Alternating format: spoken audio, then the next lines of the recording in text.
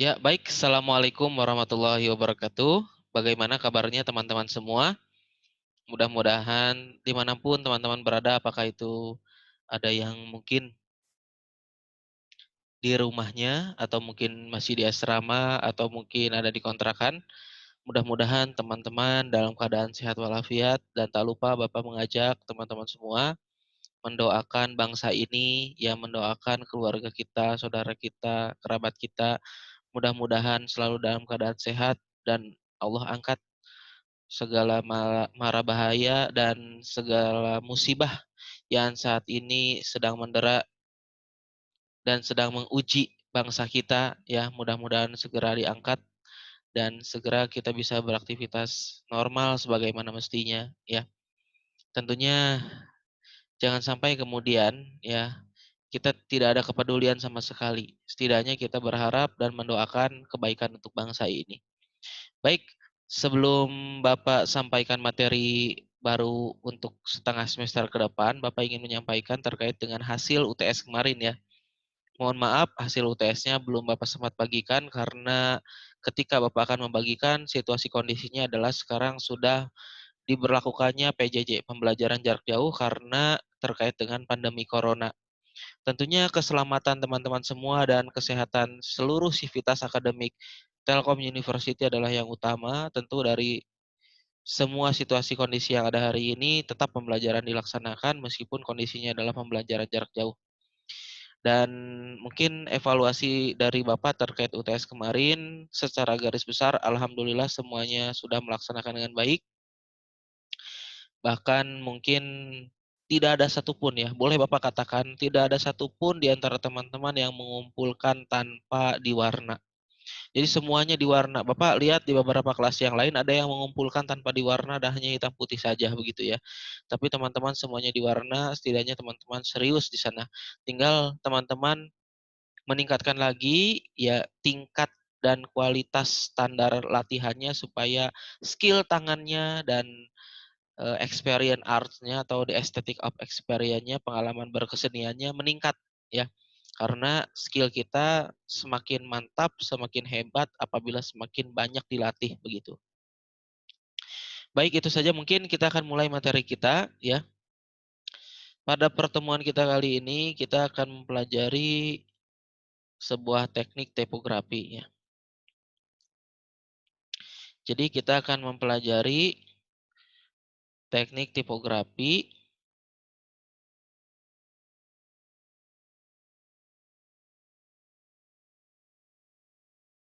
berdasarkan budaya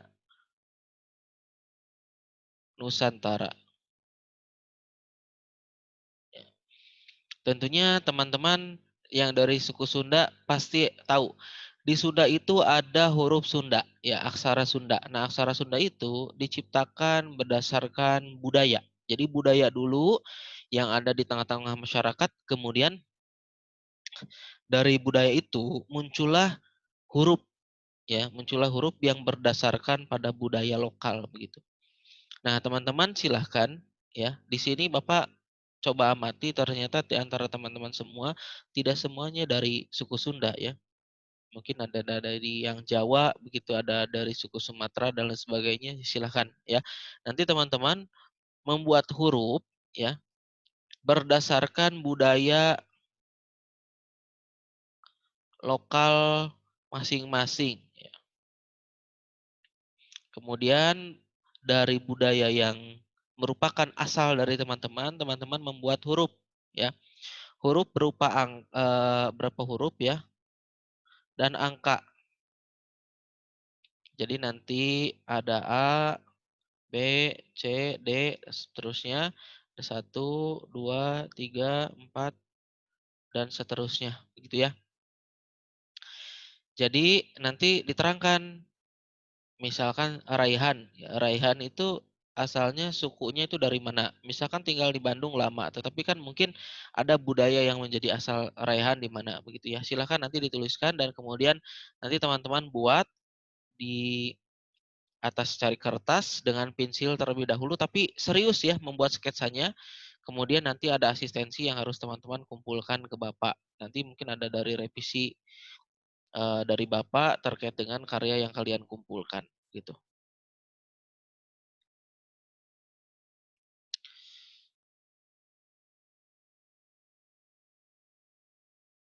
Kita akan coba mempelajari tentang tipografi berbasis budaya Nusantara ya, sebagaimana yang sudah Bapak sampaikan tadi ya.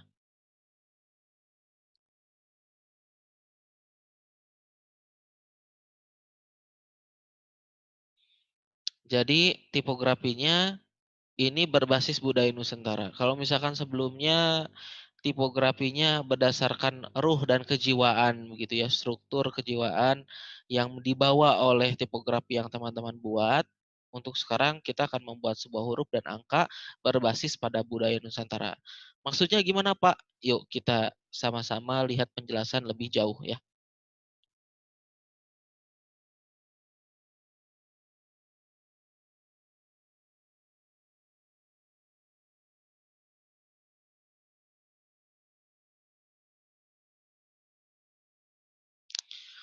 Ya, kita bisa lihat di sini ya bahwa mengkaji keanekaragaman budaya di Indonesia. Sebagaimana kita ketahui, Indonesia banyak sekali budayanya ya.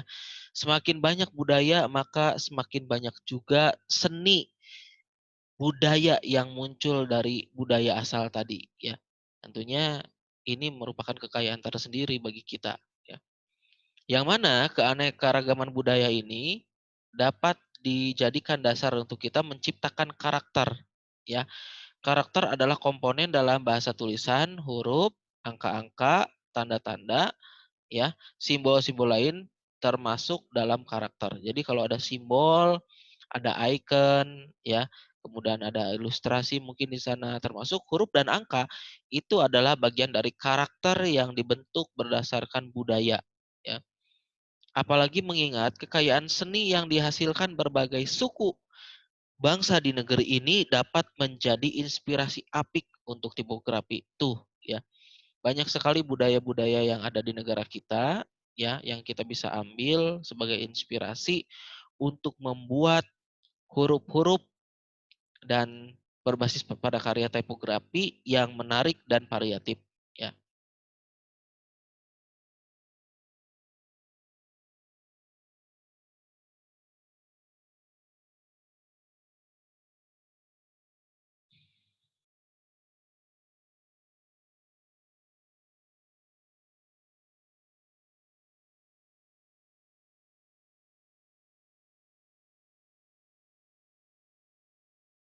Nah, contohnya ini ya.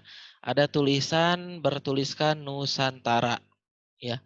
Ini adalah tipografi yang mengambil pada falsafah huruf Sangsekerta dulu, ya. Jadi ketika dulu ada bahasa Sanskerta, itu dibuatlah huruf seperti ini. Sebenarnya ini tipikal budaya Indonesia zaman dulu, ya, kemudian dibuat menggunakan tipe huruf-huruf masa kini. NUS-nya itu kan tipe-tipe masa kini, tapi dibuat karakternya itu sebagaimana yang ada pada budaya masa lalu Indonesia, ya, ketika dulu, ya.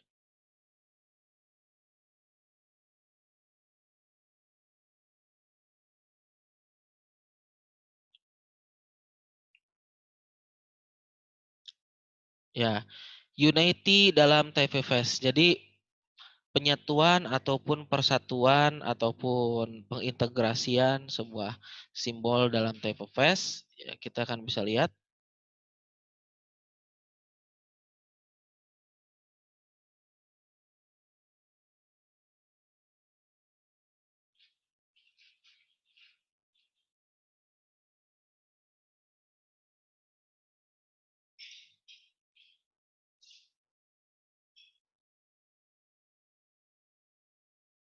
Ya, apa yang disebut dengan type of face ini seperti yang sebelumnya Bapak sempat sampaikan ya di setengah semester yang kemarin adalah sekumpulan karakter yang memiliki kesamaan ciri visual ya.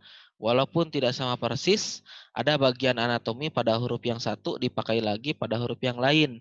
Inilah yang memberi kesan unity, kesatuan dalam sebuah TVFS. Ya. kita bisa lihat di sana ya, ini ada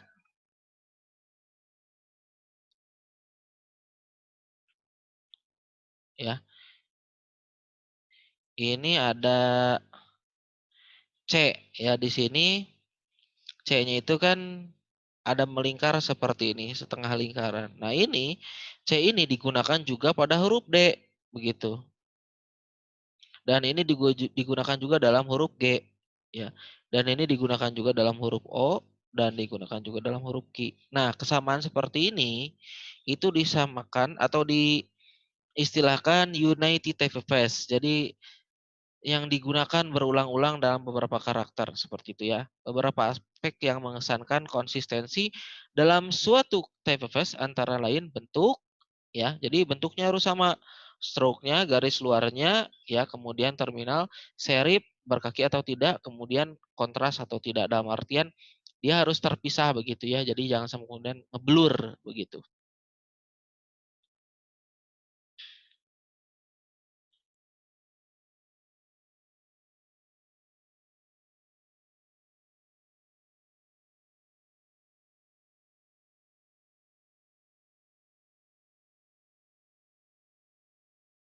Nah,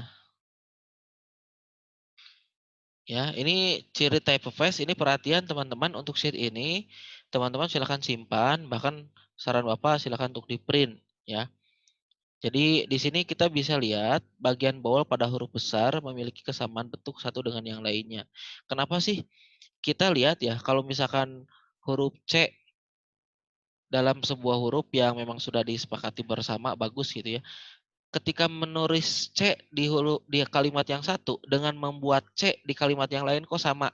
Ya, karena disitulah ada typeface. Jadi kesamaan ataupun karakter huruf yang tidak berbeda-beda. Jadi C di kalimat pertama dengan C di kalimat kedua atau C di kalimat terakhir pun itu akan sama gitu. Nah, kita bisa lihat di sini ada C, ada D, ada G, ada O dan Q itu kan sama ya. Dasarnya dia typeface-nya itu yang melingkar seperti ini ya.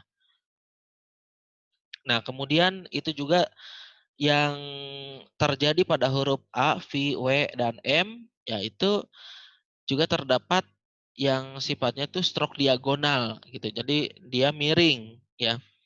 Itu juga sama. Coba A itu kalau dibalik ya jadi V asalkan dihilangkan garis horizontalnya ya gitu. Kemudian V juga kalau dipepetkan dan didobelkan akan menjadi W. Makanya kan apa, ya itu memiliki karakter yang sama dan itu kita bisa sebut sebagai satu jenis huruf ya. Begitu juga dengan yang lain ya. B, D, P, dan Q itu kan sama saja garis lurusnya gitu ya. Seperti itu. Ini teman-teman tolong untuk di-print ya. Nanti mungkin eh, untuk slide-nya Bapak akan bagikan, silakan teman-teman bisa memprint atau menyimpannya dalam bentuk gambar.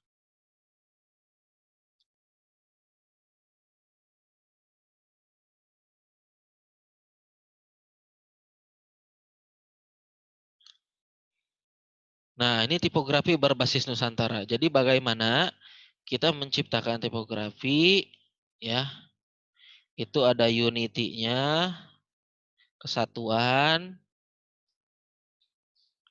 kemudian juga di sana ada typeface-nya,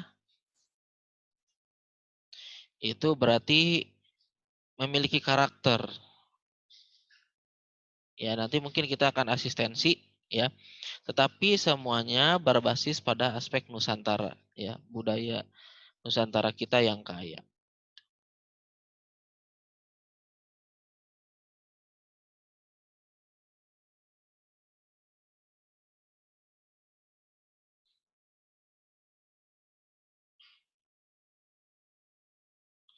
Nah, ini kita bisa lihat di sini ya, sebuah huruf yang berdasarkan pada basis budaya ataupun karakter dari jari manusia. Jadi manusia itu jarinya itu kan begini. Kemudian setiap kuku jarinya itu kan ada lipatan ya, ada semacam kerut begitu.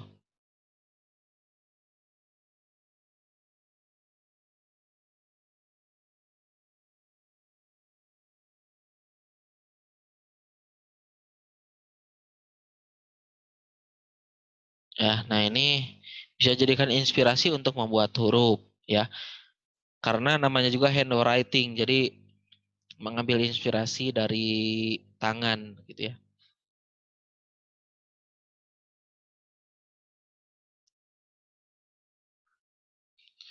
Nah, kita akan membuat contoh dari type face mapping. Jadi mappingnya itu seperti apa? Kita akan lihat.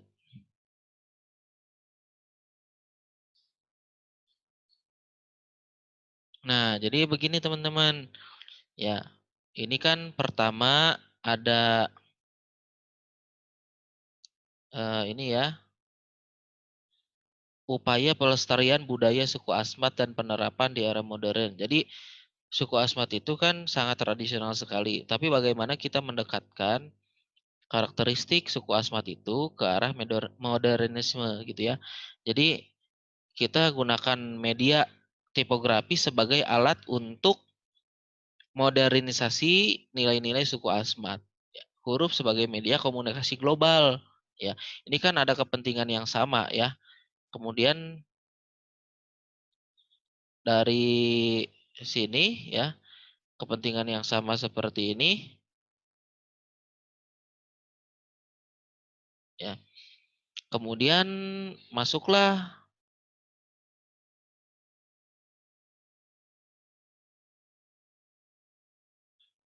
nah, pada kepentingan pada tugas ini pemetaan desain typeface huruf Latin berkarakter gaya suku Asmat. Jadi teman-teman akan membuat huruf Latin, tetapi karakter hurufnya itu berdasarkan budaya ataupun karakter dari suku Asmat itu sendiri ya. Kemudian teman-teman melakukan studi lapangan, suku Asmat itu seperti apa sih begitu kan. Kemudian teman-teman juga membentuk formulasi pembentukan desain huruf Latin gitu ya. Jadi analisis gaya huruf ukir suku Asmat itu seperti apa? Teman-teman melakukan studi lapangan.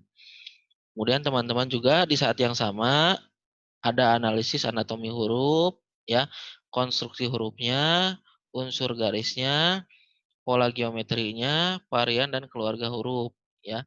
Kemudian teman-teman juga melakukan gaya ukir asmat barat laut, gaya ukir asmat tengah ya. Ini sebenarnya salah satu penelitian dosen dari desain komunikasi visual TLU ya. Jadi melakukan sebuah penciptaan huruf baru berdasarkan budaya karakter suku asmat. Nah, setelah semuanya diintegrasikan, maka lanjutlah pada tahapan selanjutnya. Ada eksperimen-eksperimen ya yang berujung pada rujukan model digitalisasi dan aplikasi huruf. Kemudian dari situ muncullah final ya, ada huruf yang berdasarkan mencirikan karakter suku Asmat yang kemudian bisa digunakan sebagai alat komunikasi visual.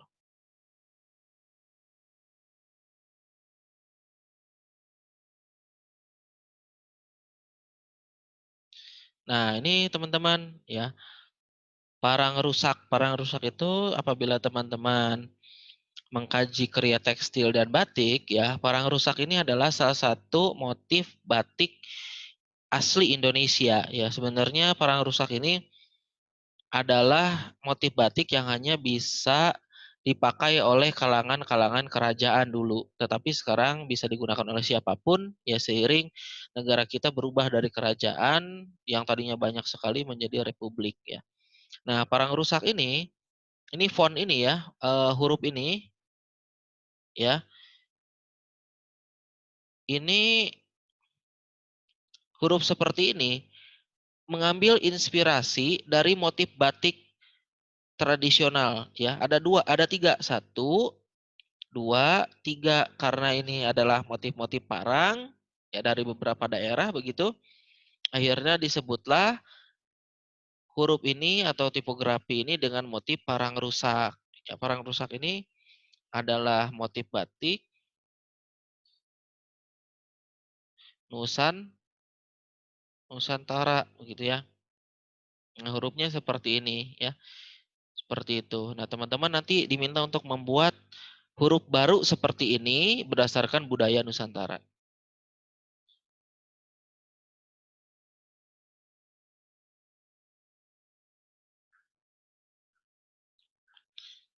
Nah, ini teman-teman timeline perkuliahannya ya, pertemuan 9 sampai dengan UAS.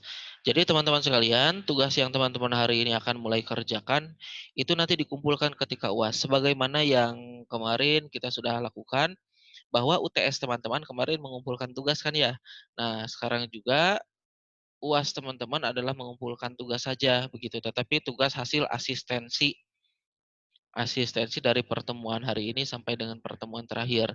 Tapi teman-teman sekalian tentunya ya, tugas ini tidak akan berjalan sendiri. Jadi nanti ketika teman-teman sudah menyelesaikan jenis hurufnya, teman-teman nanti ada lagi tahapan yang lain nanti Bapak akan sampaikan di pertemuan ke-12 gitu ya. Nah, ini timeline-nya teman-teman, jadi olah data budayanya,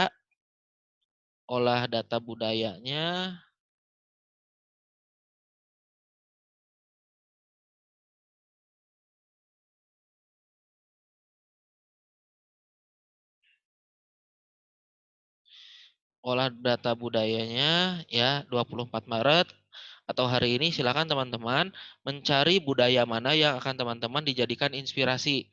Saran Bapak, teman-teman mengambil budaya dari budaya masing-masing. Kalau teman-teman kebanyakan dari Sunda, gimana Pak? Ya udah nggak apa-apa. Silakan, Sunda itu kan banyak juga.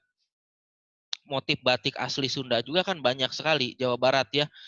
Silakan teman-teman mengambil inspirasi itu dan tidak boleh sama ya. Kalau sama hanya ada dua kemungkinan, teman-teman niru pekerjaan teman-teman, teman yang satunya lagi, atau teman-teman bekerja sama. Ya tidak boleh. Silakan teman-teman mengambil inspirasi sendiri. Ya, kemudian nanti di pertemuan 11 akan ada asistensi eksperimen satu desain model huruf, angka dan tanda baca ya. Jadi nanti ada asistensi ya sampai dengan pertemuan ke-12. Nah, ini kan seperti itu ya, eksperimen satu desain model huruf, angka dan tanda baca ya. Kemudian di pertemuan ke-13 nanti ada eksperimen digitalisasi huruf. Jadi nanti huruf yang teman-teman asistensikan ke Bapak itu dibuat apa namanya? Ini apa, dibuat digitalnya begitu ya. Kemudian nanti di pertemuan ke-14 pengumpulan tugas, digitalisasi huruf, eksperimen 3 aplikasi huruf, display dan body text ya. Jadi nanti pengumpulannya ketika UAS. Nah, mungkin di sini akan ada sedikit daripada kita berpikir terlalu jauh dan kemudian teman-teman juga jadi bingung, nggak apa-apa. Cukupkan saja, teman-teman silakan membuat huruf ya dari A sampai Z begitu berdasarkan budaya yang teman-teman ambil gitu ya. Bukan hanya huruf tapi juga angkanya. Jadi ada satu, 2, 3 dan sebagainya. Gitu.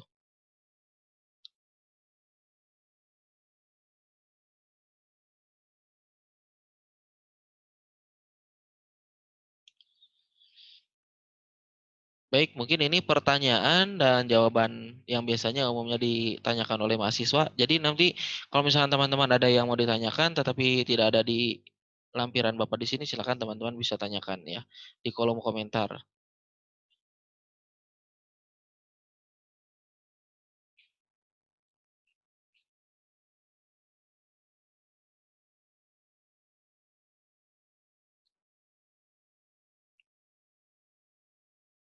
Nah, di PPS Nusantara tentukan jadi ini tugasnya ya.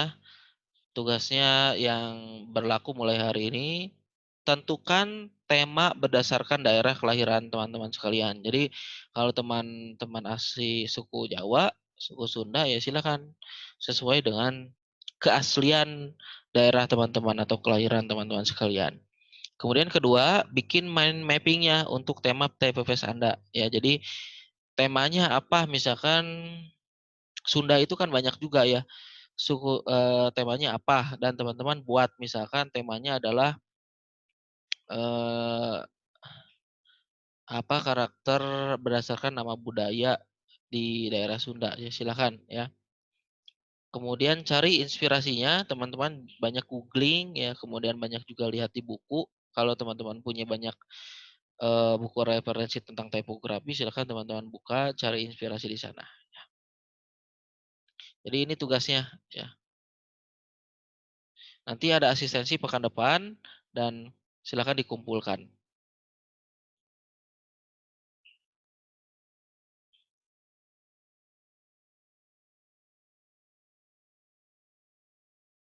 Nah, jadi buatlah sketsa dasar untuk font.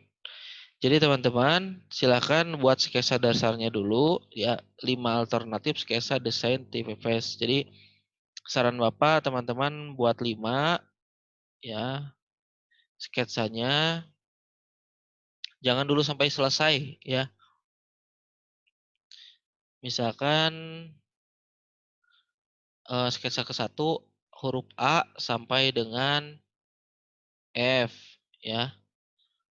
Sketsa kedua huruf G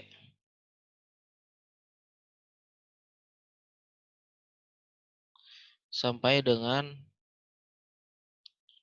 L misalkan. M sampai dengan Q. R sama dengan ya, W sampai dengan Z begitu. Jadi nanti macam-macam beda-beda tuh ya. Nanti akan ada asistensi dari Bapak dan nanti ada masukan juga dari Bapak ya.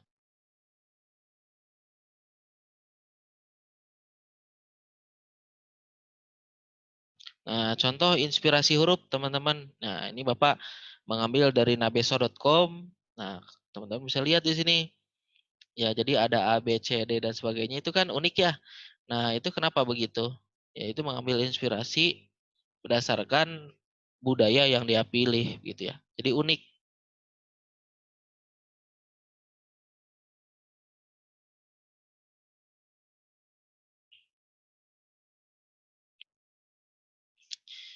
Nah, kemudian ada lagi ya, huruf seperti ini. Ini kan unik ya. Nah, seperti itu. A, B, C, D. Tapi orang tahu itu A, itu B, itu C, itu D ya, karena memiliki karakter.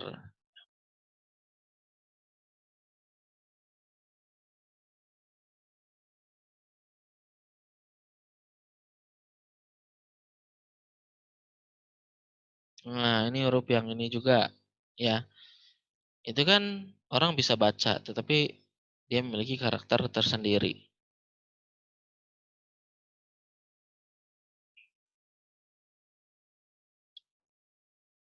Nah, huruf ini juga Franklin Goes to Java ya. Jadi ini kalau kurir-kurir seperti ini kan kalau misalkan dalam motif batik itu disebutnya daun ya. Jadi ini motif daun. Jadi sangat Nusantara banget, sangat Indonesia banget.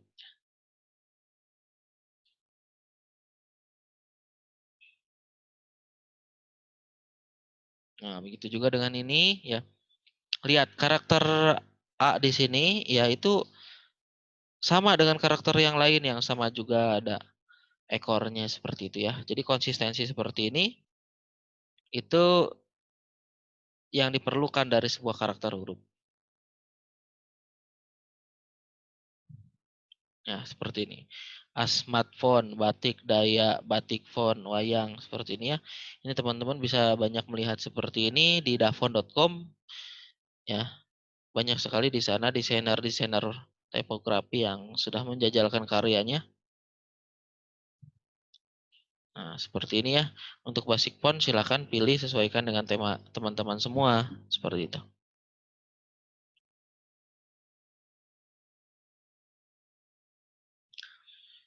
Ya, baik itu saja mungkin. Terima kasih. Ya, mudah-mudahan apa yang disampaikan oleh Bapak dapat dipahami. Kalau teman-teman masih ada kebingungan ataupun kesulitan untuk memahami materi, silakan ditanyakan di kolom komentar saja ya. Dan ini slide-nya Bapak akan bagikan supaya teman-teman bisa melihat kembali ya atau membaca kembali penjelasannya. Silakan teman-teman memutar kembali video ini. Begitu ya, terima kasih dan mohon maaf apabila ada kekurangan. Terima kasih atas semua atensinya. Mudah-mudahan ada manfaatnya. Sekian, terima kasih. Wassalamualaikum warahmatullahi wabarakatuh.